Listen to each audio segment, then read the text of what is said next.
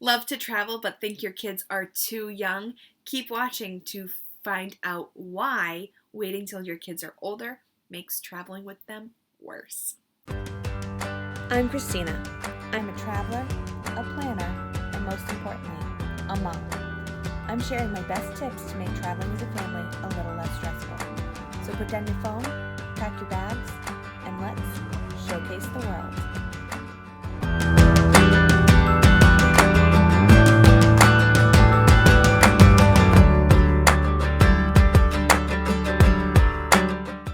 My name's Christina, and I'm a travel advisor specializing in family vacations to the US, Caribbean, and Europe.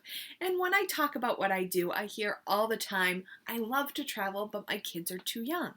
Well, yeah, traveling with kids is hard. And if you've ever seen a toddler tantrum at 36,000 feet, you know exactly what I mean. But tantrums notwithstanding, my family decided not to wait until our kids were old enough. My daughter, who's just turned 3, has been to 8 US states, and we have survived an overnight transatlantic flight to Greece. And traveling has been immensely beneficial to my whole family. Just wish we could do more of it. We haven't been as able to do nearly as much with COVID-related travel restrictions. But we are having a blast going to the places that we are able to go. And I get a lot of times, she isn't old enough to remember it. Why are you doing this? She's not old enough to remember it. Well, if that's your argument, why take them for a walk? Why take them to the playground or the children's museum? Why read them a book? Why cuddle with them at bedtime? They're not going to remember any of that either. It's about the experience. Your children may not remember the details or the destinations, but it will shape who they become, and they will remember the time you spent together. Sure, travel can be expensive, but the learning opportunities and the character shaping possibilities that it provides young children is more valuable and longer lasting than the latest toy. Number one, I think travel teaches kids flexibility. They need to learn how to be flexible in a world and that it's not going to cater to their needs and desires every minute. It helps me not to sweat the small stuff as well, and has taught me flexibility.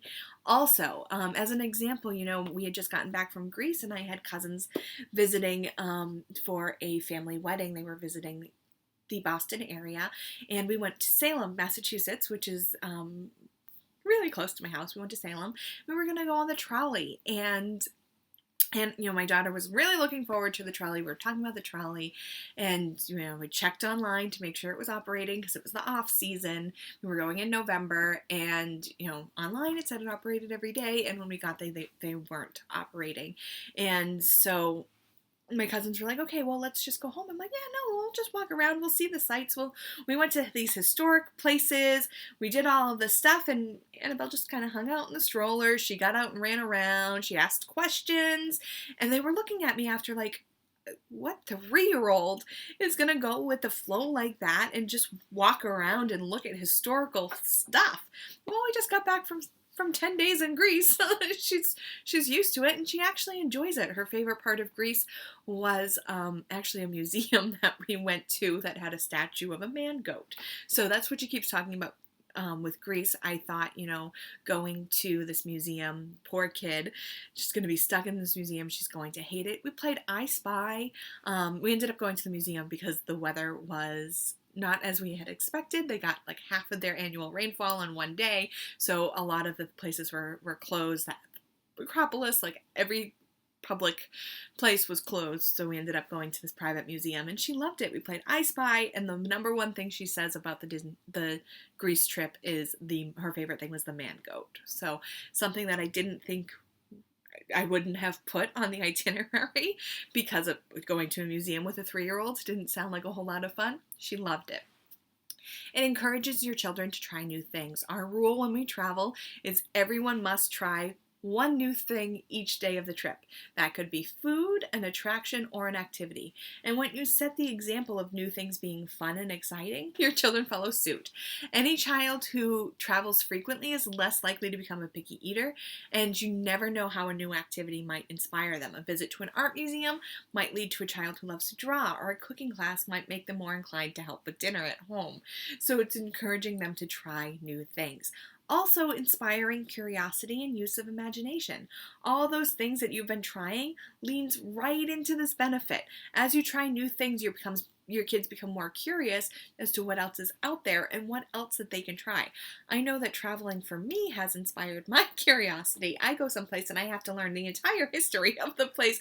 I want to learn as much as I can, and I learn about new people, and then I want to read their biography. And it's the same thing for kids. You're gonna inspire that curiosity.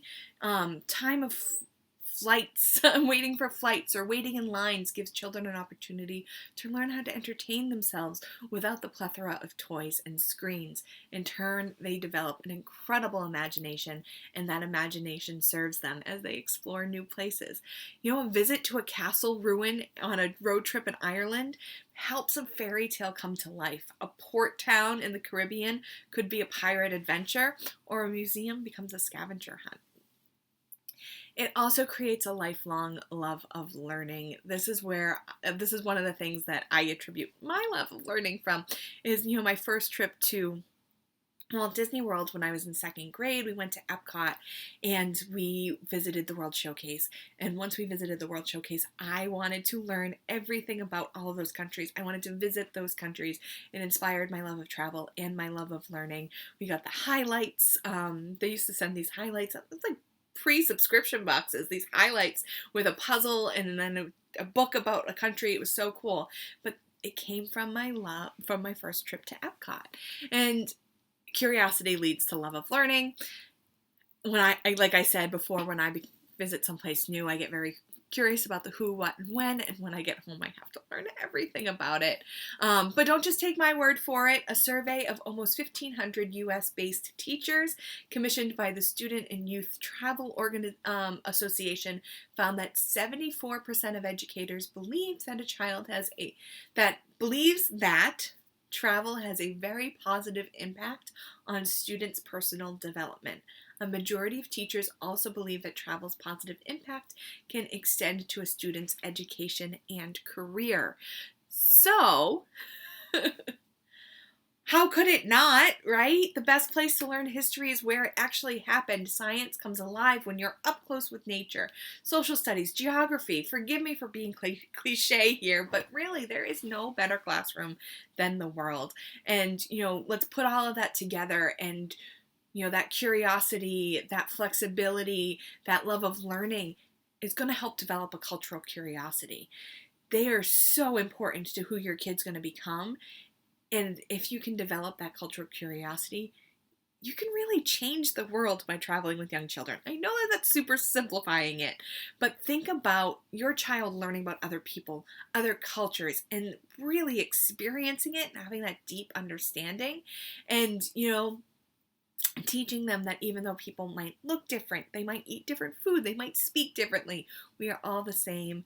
That study I talked about earlier concluded that children who traveled to experience cultures other than their own have increased tolerance and respectfulness. And if every child develops the same understanding and grows up with not only an acceptance, but an appreciation of other people's trials, cultures, and views, can't you see how that can completely change the world?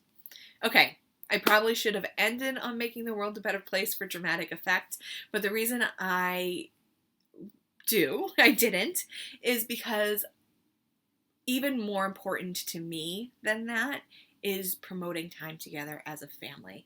There's just something so special about traveling together.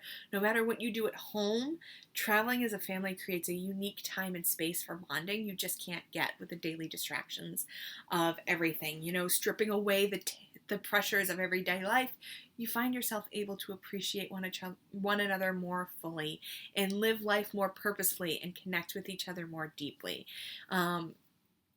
You'll have these shared experiences that children will talk about for years to come. Even if they don't remember it, the times you shared together, the embarrassing moments they may have had, stressful situations that have since become amusing, will inadvertently become the stories that you tell at their graduation party, and they'll remember it that way. One of the great ways that we like to share that with my daughter who's 3 and may not remember our trip is we make photo books, and she flips through the photo books and she tells me all about her first trip to Disney World when she was 11 months old. She tells me who was there and all of these things. So even if she doesn't remember actually being there, she has documentation of the experience, and we read that together, and it just creates that shared experience that we had. It recreates it at home. It lets us bring it home. Not saying that traveling with kids is going to be easy. As parents, we will need to reassess how we travel and adjust our expectations. We can't expect everything to go as planned, but you have to remember that the unplanned moments can be the best, and the little challenges are helping shape who your children will become. So please don't wait. Take every opportunity you can to explore the world together. Not sure where you want to go first? Well, I have a guide, 18 destinations, 18 summers. There are 18 destinations based on your child's age. So the first 4 are good for babies and toddlers. The next 4 are good for preschoolers and young grade schoolers, all the way up through high school. I've kind of organized it in a way that you can pick some destinations based on your child's age and interests. So make sure you get that guide below. Hit the bell for more travel content. Thank you so much for joining me, and don't forget to take a break from the busy. Need help planning your next family vacation? Visit us at showcasetheworld.com to request a quote or schedule a free vacation consultation. Want more great travel tips? You'll find those there too.